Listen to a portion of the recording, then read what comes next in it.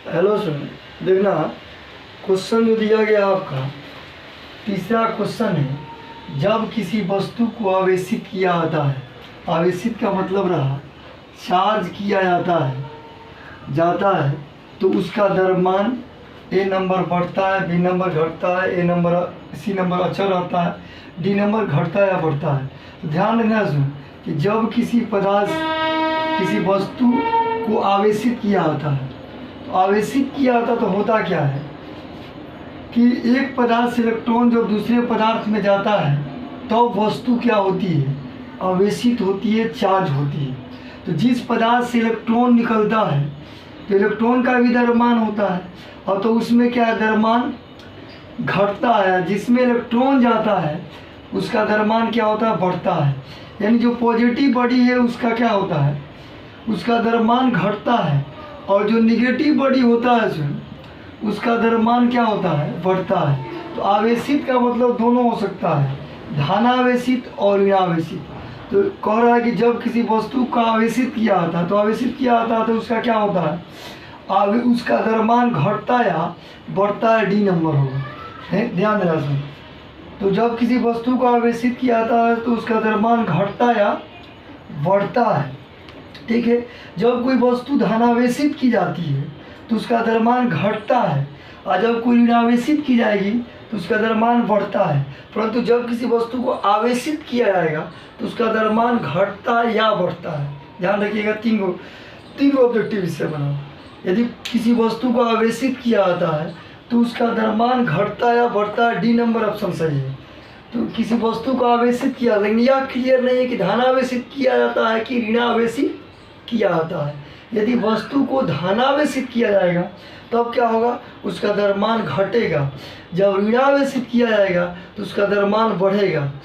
परंतु केवल आवेशित आए, न धनावेश न ऋणावेश का बाद आए, तो समझिएगा क्या है कि उसका द्रव्यमान घटता या बढ़ता है। तो 3 नंबर क्वेश्चन आप लोग इसको शॉर्ट स्क्रीन कर लीजिएगा, देख लीजिएगा रुक कर, ठीक है। तो अब आपको हम बतलाएंगे इसके बाद चौथा नंबर क्वेश्चन। तो चौथा नंबर क्वेश्चन में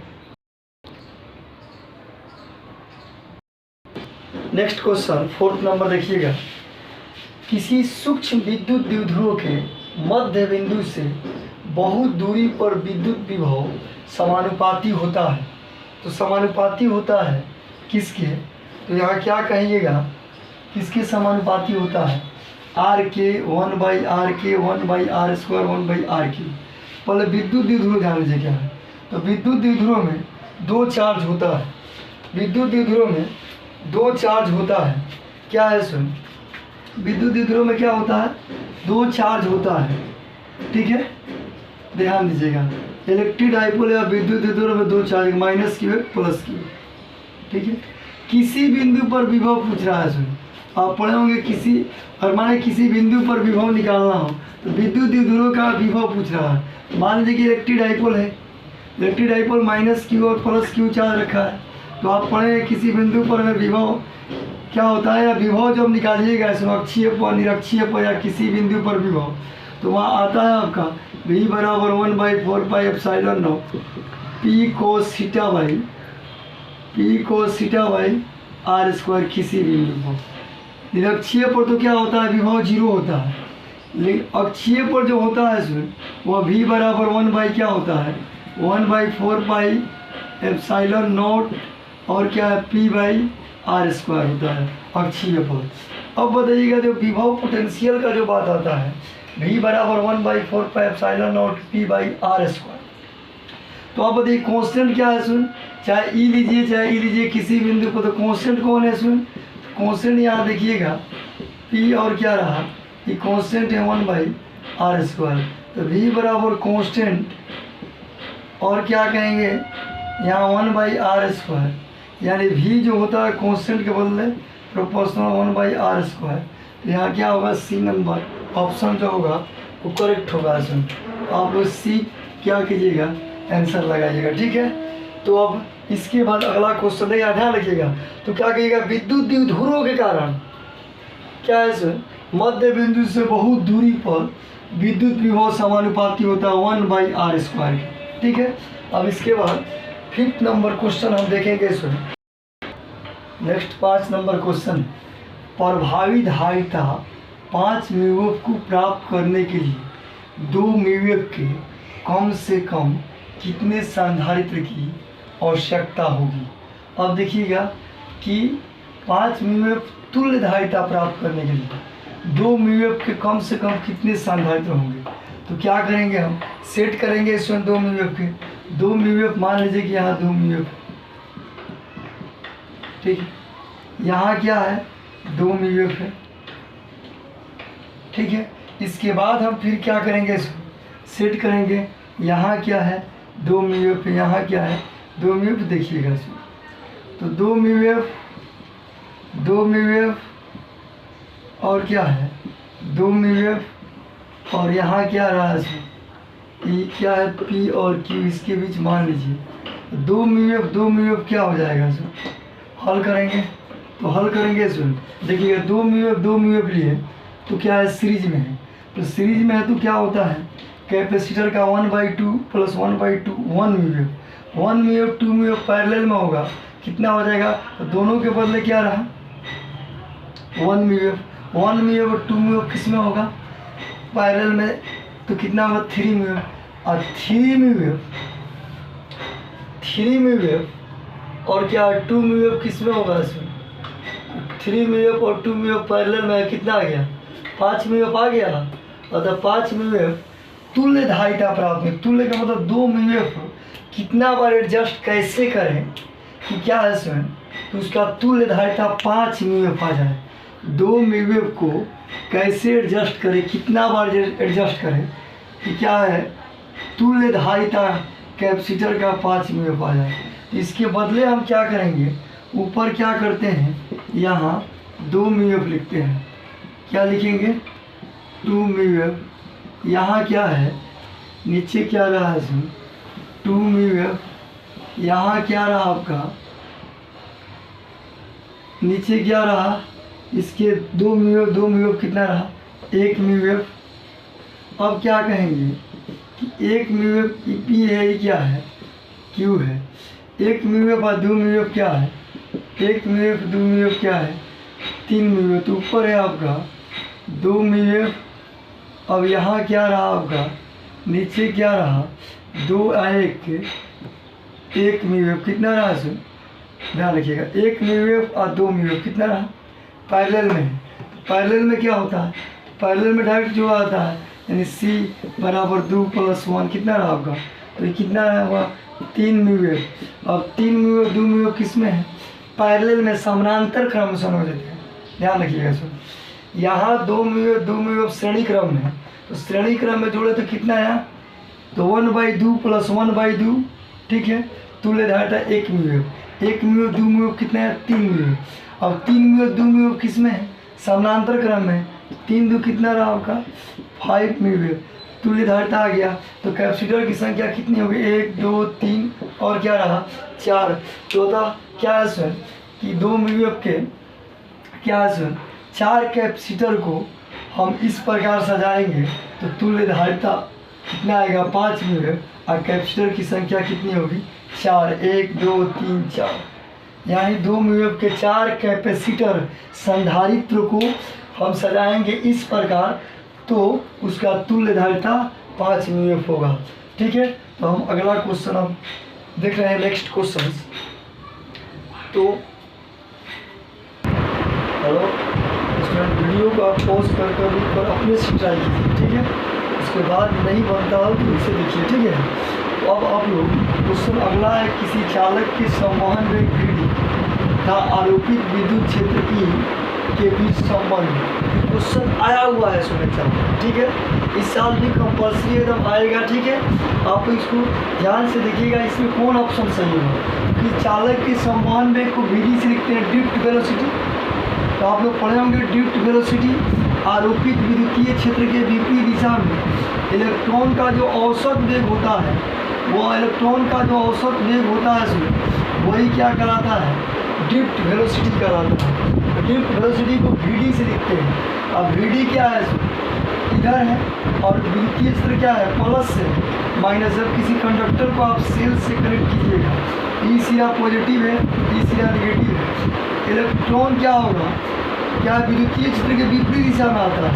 तो ये वी क्या रहा है, इलेक्ट्रॉन का औसत वेग है जो किधर से आया, इधर माइनस से प्लस क्यों आएगा इलेक्ट्रॉन, तो इलेक्ट्रॉन निगेटिव होता है, अब विद्युतीय क्षेत्र की दिशा प्लस से माइनस क्यों है। तो क्वेश्चन आप देखिए इसमें कि चालक के समान वेग वी द आरोपित विद्युत क्षेत्र ई के बीच संबंध वी समानुपाती रूट ई बी वी समानुपाती ई वी समानुपाती E square we equal to क्या रहा, कांस्टेंट। तो अब ध्यान देना है इसमें कि हमें प्रूव करना है इसमें कि इसमें भी क्या होगा, कौन आंसर होगा इसमें, कौन ऑप्शन सही होगा।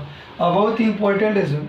तो वी नो दैट हम जानते हैं इसमें अपवाह वेग और विद्युत धारा में संबंध आई बराबर एन ई ए वी डी जानते हैं, ठीक है। आई बराबर एन ई ए और क्या है वी डी, तो आप पढ़े होंगे वी डी बराबर क्या होगा, आई बटा एन ई ए, ध्यान से देखिए। अब आई बराबर आप जानते हैं वी बाई आर जानते हैं, तो वी डी यहाँ क्या होगा, आई बराबर वी बाई आर और क्या है एन ई ए। अब एक बात बताइएगा यहाँ कि क्या होगा, आप पढ़े हैं कि वी डी बराबर आई बटा एन ई ए, तो वी डी बराबर क्या रहा वी बाई आर और क्या रहा एन ई ए। आर बराबर आप पढ़े हैं रो एल बाई ए पढ़े हैं, तो वी डी बराबर वी आर के बदले क्या लिखेंगे रो एल ए और क्या है एन ई ए से ए कट गया, बचा क्या है इसमें, इसके बाद देख लीजिएगा। तो अब देखिए वी डी बराबर वी, अब क्या लिखे यहाँ आई बराबर क्या होता है वी बटा, तो आई बाई एन ई ए हुआ, आई बराबर एन ई ए वी डी से ध्यान से देखिएगा। वी डी बराबर क्या होगा आई बटा एन ई ए, वी डी बराबर आई बराबर वी बाई आर, तो वी आई हटा दिए, आई के बदले वी बाई आर लिख दिए, एन ई ए है तो एन ई ए, वी डी बराबर वी बाई आर के बदले rho l by a n e a से कट गया, क्या बचा यहाँ देखिएगा वी बाई एल, ध्यान दीजिएगा वी बाई एल। इसके बाद क्या रहा आपका वी बाई एल, तो वी बाई एल रहा यहाँ, आई वी डी है, आई क्या है आपका नीचे तो इसके साथ गुणा में हो जाएगा, तो एन ई और क्या रहा रो एन ई रो और क्या है इसमें into v d, cross multiply होगा, तो नीचे ही ना हरे में है, ऐसे मल्टीप्लाई किए तो वी बाई एल को रखे इधर, एन ई रो और क्या वी डी, तो वी बाई एल ये क्या है देखिएगा एन ई रो ये क्या है आपका कांस्टेंट है, वी डी है, तो वी बाई एल क्या होता है ई होता है, ई बराबर d v by d r पढ़े हैं, ई बराबर d v by d r पढ़े होंगे, यानी ई बराबर क्या है वी और डी आर क्या है डिस्टेंस है तो एल, तो आप बताइएगा ई बराबर क्या है कांस्टेंट और क्या रहा वी डी, तो यहाँ क्या लिखेंगे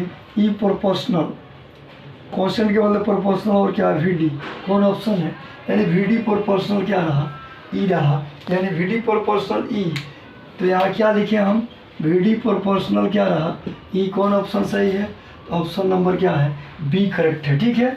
जो दिया गया है वी डी समानुपाती क्या है ई, आप लोग वी डी समानुपाती देख लो स्टूडेंट एक बार और इस क्वेश्चन को, इसमें ऑप्शन क्या है चालक के संवहन वेग वी डी तथा आरोपित विद्युत क्षेत्र ई के बीच संबंध दिखाना है। तो हम जानते हैं कि आई बराबर क्या है वी डी अपवाह वेग वी डी तथा विद्युत धारा में संबंध आई बराबर एन ई ए वी डी, तो वी डी बराबर क्या होगा आई बटा एन ई ए, तो वी डी बराबर क्या रहा आई बराबर क्या है वी बाई आर, आई बराबर क्या है वी बटा आर, तो आई को हटा दिए, आई की जगह क्या लिखे वी बटा आर लिखे, बटा में एन ई है तो एन ई ए लिखे, फिर वी डी बराबर वी बाई आर के बदले क्या होता है आप पढ़े हैं आर के बदले आर बराबर rho l by A, R यहाँ हटाए हम, आर के बदले रो एल बाई ए से ए कट गया, अब क्या बचा यहाँ देखिएगा वी बाई एल है, तो वी बाई एल, अब देखिए एन ई रो इसके साथ गुणा में हो गया, एन ई रो क्या है गुणा में हो गया, यह है क्या कांस्टेंट है, तो एन ई रो। कांस्टेंट, कांस्टेंट के बदले क्या लिखते हैं हम लोग, समानुपाती। तो क्या है आपका ई समानुपाती वी डी। ठीक है, इसके बाद नेक्स्ट क्वेश्चन हम देखेंगे। ठीक है, इसके बाद क्वेश्चन देखिएगा, इसमें बहुत ही इंपॉर्टेंट एग्जाम में आया हुआ है, वैसा ही क्वेश्चन आपको बतलाया जाएगा जो एग्जाम में आने वाला है। संभावित क्वेश्चन को ही हम बतला रहे हैं। ठीक है, जो परफेक्ट क्वेश्चन से जो आपको प्रॉब्लम हो उसी टाइप के क्वेश्चन को हम बतला रहे हैं। ठीक है, अतः मेरे चैनल को आप लाइक कीजिए, सब्सक्राइब कीजिए। ठीक है, जो नहीं जानते उनको भी बताइए। ठीक है, शेयर कीजिए। इसके बाद देखिए क्वेश्चन, एक आवेश Q विद्युत क्षेत्र E, आवेश को किसे लिखते हैं, एक आवेश Q विद्युत क्षेत्र इलेक्ट्रिक फील्ड E तथा चुंबकीय क्षेत्र B की संयुक्त उपस्थिति में गतिमान हो तो उस पर लगने वाला बल, यानी विद्युत क्षेत्र E और मैग्नेटिक फील्ड क्या, चुंबकीय क्षेत्र B। विद्युत क्षेत्र को E से लिखते हैं, आप लोग जानते हैं, चुंबकीय क्षेत्र को B से लिखा जाता है। तो चार्ज आवेश Q एक ऐसे क्षेत्र में मोशन कर रहा है जहाँ विद्युत क्षेत्र E तथा चुंबकीय क्षेत्र B दोनों हो। तो उस स्थिति में हम क्या करेंगे इसमें, तो क्या कहिएगा, विद्युतीय क्षेत्र द्वारा लगा बल क्या होगा, आप जानते हैं, विद्युतीय क्षेत्र द्वारा क्या है, लगा बल। तो क्या होगा, विद्युतीय क्षेत्र द्वारा लगा बल F E इक्वल टू क्या रहा, Q E। इसके बाद क्या कहेंगे, चुंबकीय क्षेत्र द्वारा क्या है, लगा बल क्या होगा इसमें, FM बराबर क्या होगा, आप जानते हैं Q V क्रॉस V।